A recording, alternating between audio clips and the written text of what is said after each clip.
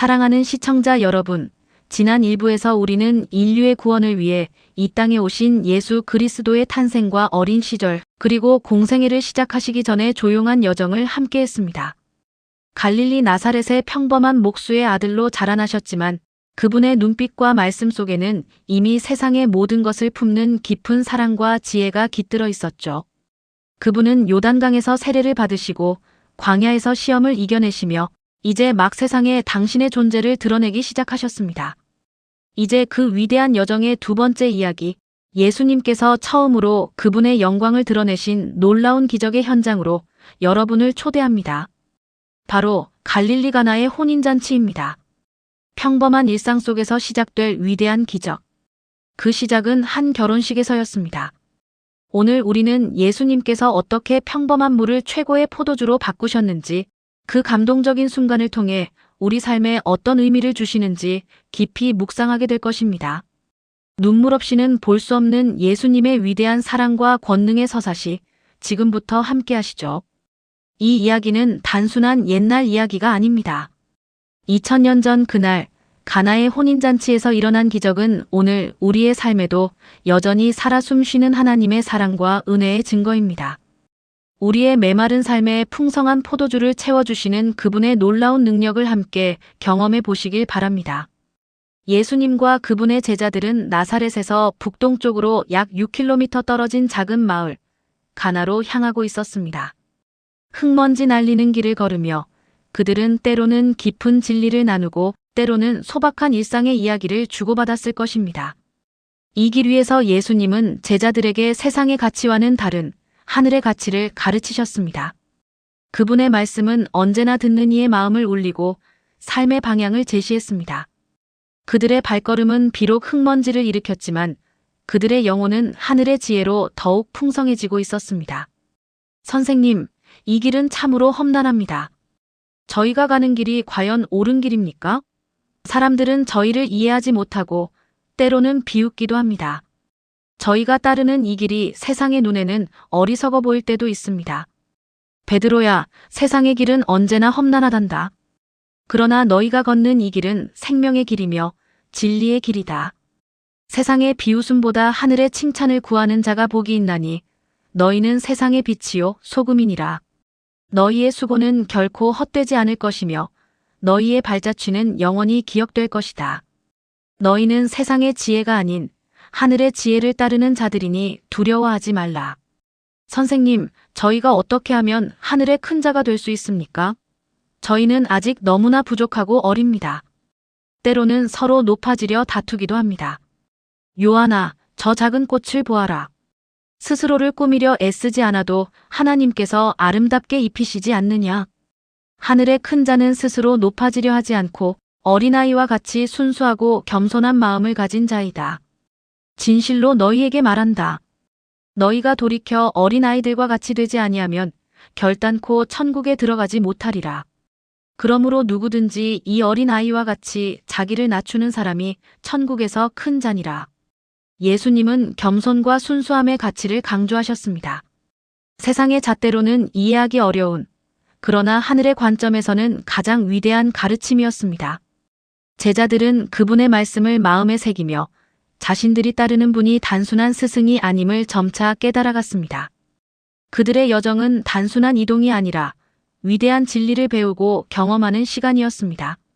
그들은 예수님의 가르침 속에서 자신들의 삶의 목적과 방향을 재정립하고 있었습니다. 당시 유대 사회에서 결혼은 단순한 개인의 경사가 아니었습니다. 며칠 밤낮으로 이어지는 잔치는 온 마을의 축제였고 공동체의 기쁨을 나누는 중요한 행사였습니다. 특히 포도주는 그 기쁨을 상징하는 필수적인 요소였습니다. 포도주가 없다는 것은 잔치의 중단을 의미했으며 이는 신랑 신부에게 큰 수치이자 평생 잊지 못할 불명예로 여겨졌습니다. 포도주는 단순한 음료를 넘어 축복과 기쁨, 풍요로움, 그리고 메시아 시대의 도래를 상징하는 깊은 의미를 지니고 있었습니다. 잔치에 포도주가 떨어진다는 것은 마치 생명의 샘이 마르는 것과 같은 절망적인 상황이었던 것입니다. 유대인들에게 포도주는 삶의 환희와 하나님의 은혜를 상징하는 것이었기에 포도주가 떨어진다는 것은 잔치의 의미 자체가 사라지는 것과 다름없었습니다. 드디어 가나의 혼인잔치에 도착한 예수님과 일행. 잔치는 흥겨운 음악과 사람들의 웃음소리로 가득했습니다. 모두가 행복해 보이는 그 순간 예상치 못한 문제가 발생했습니다. 잔치의 흥을 돋우던 포도주가 떨어진 것입니다. 기쁨으로 가득했던 잔치 분위기는 순식간에 싸늘하게 식어갔습니다. 사람들의 얼굴에는 당혹감과 실망감이 역력했습니다. 웅성거리는 소리가 들리고 음악 소리도 점차 잦아든다. 이런 포도주가 떨어지다니 신랑 신부에게 얼마나 큰 수치인가. 이 잔치가 이렇게 끝나서는 안 되는데. 이 기쁨이 슬픔으로 변해서는 안 될 텐데. 포도주가 떨어졌다는 소식은 잔치 분위기를 순식간에 얼어붙게 만들었습니다. 연회장은 당황했고 신랑 신부는 큰 난처함에 빠졌습니다. 이대로라면 잔치는 중단될 수밖에 없었고 이는 그들에게 평생 잊지 못할 불명예로 남을 것이었습니다. 이 절망적인 상황 속에서 예수님의 어머니 마리아는 아들을 바라보았습니다. 그녀는 아들의 어린 시절부터 보아온 특별한 능력과 지혜를 기억하고 있었습니다. 비록 아직 그분의 때가 오지 않았음을 알았지만 어머니의 마음은 아들에게 간절히 도움을 청하고 있었습니다. 그녀는 예수님께서 이 문제를 해결하실 수 있음을 직감했습니다. 그녀의 눈빛에는 아들에 대한 깊은 신뢰와 함께 이 난처한 상황을 해결해줄 유일한 희망이 담겨 있었다. 아들아, 저들에게 포도주가 없구나. 이 잔치가 망가지게 생겼다. 저 가련한 신랑 신부를 보렴. 여자여, 나와 무슨 상관이 있나이까? 내 때가 아직 이르지 아니하였나이다. 이 말씀은 언뜻 차갑게 들릴 수 있지만 당시 유대 사회에서 여자여라는 표현은 결코 무례한 것이 아니었습니다. 오히려 존경과 사랑을 담은 표현이었죠. 예수님은 어머니의 요청을 단순히 거절하신 것이 아니었습니다. 그분은 당신의 사역이 인간적인 감정이나 계획에 의해 좌우되는 것이 아님을 분명히 하신 것입니다. 그분의 때, 즉 하나님의 뜻이 이루어질 때가 있음을 말씀하신 것이죠. 메시아로서의 사역은 인간적인 필요에 의해 시작되는 것이 아니라 하나님의 정하신 때에 하나님의 방법으로 이루어져야 함을 강조하신 것입니다.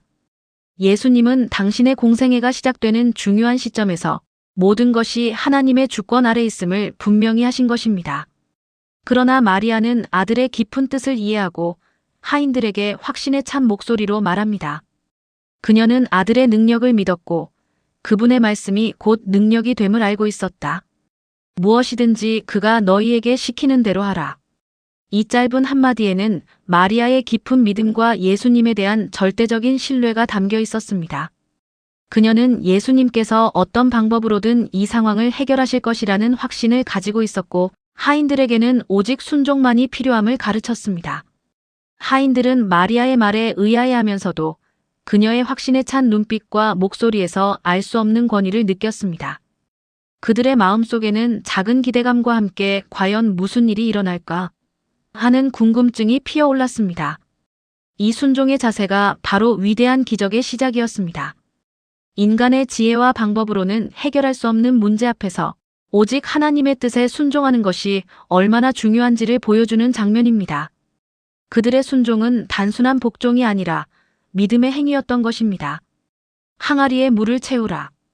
아구까지 가득 채우라. 하인들은 예수님의 말씀에 따라 망설임 없이 항아리에 물을 가득 채웠습니다. 무거운 물동이를 나르며 땀을 흘리지만 그들의 얼굴에는 마리아의 말에 대한 믿음과 예수님에 대한 알 수 없는 기대감이 서려 있었습니다. 그들은 항아리 아구까지 물을 가득 채웠습니다. 그들은 물을 채우면서도 무슨 일이 일어날지 알지 못했을 것입니다. 그저 무엇이든지 그가 시키는 대로 하라는 마리아의 말을 믿고 순종했을 뿐입니다. 이 순종이 없었다면 기적은 일어나지 않았을 것입니다. 평범한 물이 담긴 6개의 돌 항아리. 그 안에는 아직 아무런 변화도 없었습니다. 그러나 하나님의 역사는 바로 이 순종의 순간부터 시작되었습니다. 정결 예식에 사용되던 율법의 상징인 돌 항아리가 이제는 새로운 은혜의 포도주를 담는 그릇이 되는 순간이었습니다. 이제는 떠서 연회장에게 갖다 주라. 하인은 예수님의 말씀대로 물을 떠서 연회장에게 가져갔습니다. 물이 포도주로 변하는 순간은 그 누구도 알지 못했습니다. 오직 예수님의 권능 안에서 평범한 물은 최고의 포도주로 변화되었습니다. 연회장은 잔을 들어 맛을 보았고 그의 얼굴에는 놀라움과 감탄이 교차했습니다. 그의 눈은 휘둥그레졌고 입가에는 미소가 번졌다. 그는 믿을 수 없다는 듯 다시 한번 포도주를 맛보았다. 그 맛은 그가 평생 맛본 포도주 중 가장 훌륭한 것이었다. 달콤하면서도 깊은 향, 부드러운 목넘김, 이것은 단순한 포도주가 아니었다. 사람마다 먼저 좋은 포도주를 내고 취한 후에 낮은 것을 내거늘 그대는 지금까지 좋은 포도주를 두었도다. 이토록 훌륭한 포도주를 마지막까지 아껴두다니 정말 대단하오. 이 포도주는 내가 평생 맛본 포도주 중 최고라오. 연회장은 물이 포도주로 변한 사실을 알지 못했습니다. 그는 그저 이 포도주가 지금까지 마셨던 어떤 포도주보다도 훌륭하다고 생각했습니다. 신랑은 영문도 모른 채 칭찬을 받았습니다. 이 기적은 소리 없이 그러나 분명하게 일어났습니다. 오직 물을 떠다준 하인들만이 이 놀라운 비밀을 알고 있었습니다. 그들은 서로를 바라보며 경외심과 함께 두려움마저 느꼈습니다. 자신들이 방금 목격한 것이 단순한 우연이 아니라 초자연적인 능력임을 깨달았기 때문입니다. 그들의 마음속에는 예수님에 대한 경외심과 함께 그분을 향한 깊은 신뢰가 자리 잡기 시작했습니다. 예수님은 당신의 영광을 드러내셨고 이로 인해 제자들은 그분을 더욱 굳게 믿게 되었습니다. 이 기적은 단순한 배고픔을 채우는 기적이 아니었습니다. 잔치의 기쁨을 회복시키고 인간의 한계를 뛰어넘는 하나님의 능력을 보여주는 사건이었습니다. 이는 또한 구약의 율법이 상징하는 옛 시대가 끝나고 예수 그리스도를 통해 새로운 은혜의 시대가 시작되었음을 알리는 표적이기도 했습니다.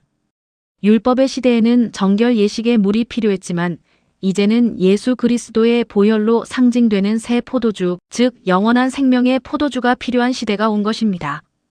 예수님은 이 기적을 통해 당신이 바로 생명의 근원이시며 우리의 삶을 풍요롭게 하시는 분임을 분명히 보여주셨습니다. 물이 포도주로 변한 기적 이후 가나의 혼인잔치는 다시 기쁨과 축복으로 가득 찼습니다. 사람들은 이 놀라운 사건의 중심에 계신 예수님을 주목하기 시작했습니다. 그리고 예수님의 제자들은 이 기적을 통해 그분의 신성과 권능을 더욱 분명히 깨닫고 그분을 향한 믿음이 더욱 굳건해졌습니다. 이 사건은 예수님의 공생의 사역의 중요한 시작점이 되었으며 앞으로 그분이 행하실 더 많은 위대한 일들을 예고하는 것이었습니다. 그들은 이제 더 이상 단순한 어부나 세리가 아니었습니다. 그들은 하나님의 아들을 따르는 자들이었고 그분의 영광을 목격한 증인들이었습니다. 이 기적은 그들의 삶을 송두리째 바꾸어 놓았고 그들은 이제 예수님을 따라 세상의 빛과 소금이 되는 삶을 살아가기로 다짐합니다. 가나의 혼인잔치 이야기는 우리에게 깊은 영적인 메시지를 전합니다. 우리의 삶에도 때로는 포도주가 떨어지는 순간이 찾아올 수 있습니다. 예상치 못한 어려움과 절망 속에서 모든 것이 끝났다고 생각될 때 우리는 누구를 찾아야 할까요? 이 이야기 속에서 마리아는 예수님을 찾았고 하인들은 예수님의 말씀에 순종했습니다. 그 결과 평범한 물이 최고의 포도주로 변하는 기적을 경험했습니다. 우리의 삶의 빈 항아리를 채우시는 분은 오직 예수님뿐이십니다. 예수님은 우리의 삶의 빈 항아리를 채우시는 분이십니다. 우리의 부족함과 연약함을 아시고 가장 좋은 것으로 채워주시는 분이십니다. 중요한 것은 그분을 우리의 삶에 초대하고 그분의 말씀에 순종하는 것입니다. 그럴 때 우리의 일상은 기적으로 가득 찬 축제가 될 것입니다. 예수님은 우리의 삶에 풍성한 생명을 주시기 위해 오셨습니다. 그분은 우리에게 단순히 생존을 넘어 기쁨과 만족이 넘치는 풍성한 삶을 약속하십니다. 우리의 모든 필요를 아시고 우리의 마음을 가장 깊이 이해하시는 그분께 우리의 삶을 온전히 맡길 때 우리는 진정한 평안과 행복을 누릴 수 있습니다.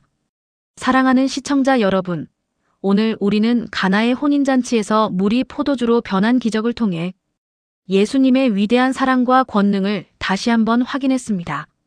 우리의 삶에 포도주가 떨어졌을 때 절망하지 않고 예수님을 바라보며 그분의 말씀에 순종할 때 우리의 삶은 가장 좋은 것으로 채워질 것입니다.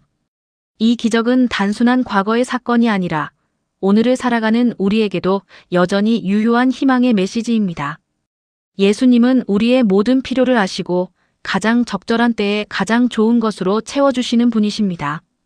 그분의 사랑은 변함이 없으며 그분의 능력은 한계가 없습니다. 그분은 어제나 오늘이나 영원토록 동일하시며 우리를 향한 그분의 사랑은 결코 식지 않습니다. 이 감동적인 이야기를 통해 여러분의 삶에도 예수님의 놀라운 기적이 함께 하시기를 간절히 소망합니다. 다음 편에서는 예수님께서 행하신 또 다른 놀라운 기적과 가르침을 통해 그분의 위대한 사랑과 구원의 메시지를 더욱 깊이 탐구할 예정입니다. 기대해 주십시오. 예수 그리스도, 그분의 이야기는 계속됩니다. 우리의 삶을 변화시키는 그분의 이야기는 영원히 이어질 것입니다. 내가 온 것은 양으로 생명을 얻게 하고 더 풍성히 얻게 하려는 것이라. 요한복음 10장 10절 말씀. 내용이 좋았다면 댓글로 아멘이라고 표현해 주세요. 감사합니다.